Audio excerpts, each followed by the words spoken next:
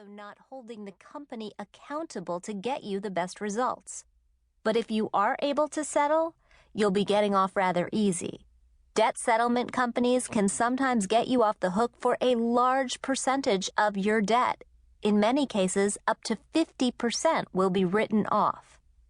The settlement will stay on your credit report for as long as the individual accounts are reported, which is typically 7 years from the date that the account was settled. Unlike with bankruptcy, there isn't a separate line on your credit report dedicated to debt settlement, so each account settled will be listed as a charge-off. If a debt has gone into collection, it will be on your report for 7.5 years from the date you fell behind with your creditor. How can you check a debt settlement company's credibility? For starters, make sure that the company is a member of the Association of Settlement Companies, or TASC, a trade association that represents debt settlement firms and outlines standards that they agree to meet.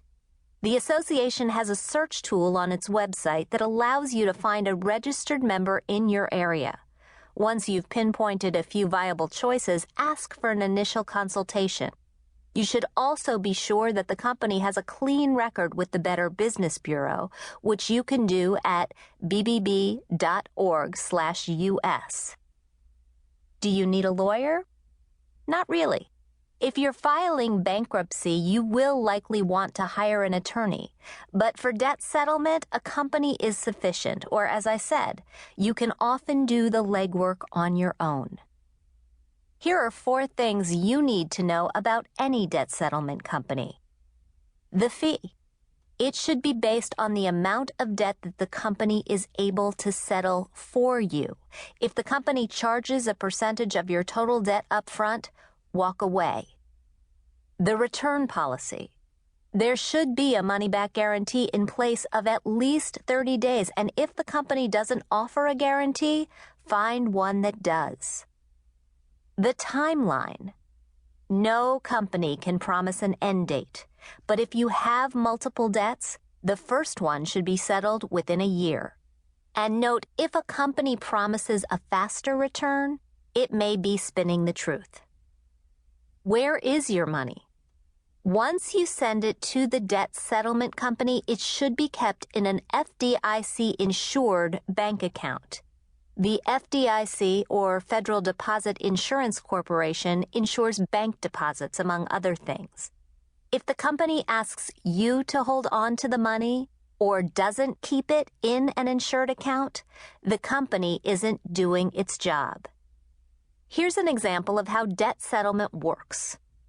You have $35,000 in credit card debt that is settled through a debt settlement company. 40% of that debt, or $14,000, is forgiven, and you pay $21,000 in full up front. The debt settlement company charges you 15% of the amount of debt that's forgiven, or $2,100. So the total paid is $23,100.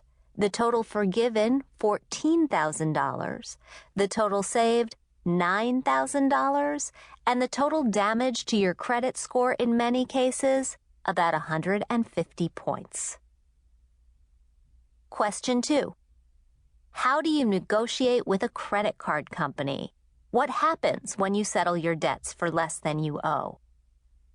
I've been seeing this question more with every passing week.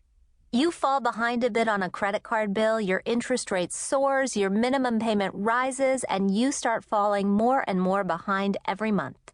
You don't see an end, but you don't want to file bankruptcy either. What can you do? What should you do? Is negotiate. Here are the steps. Prepare your case. Why are you in this situation?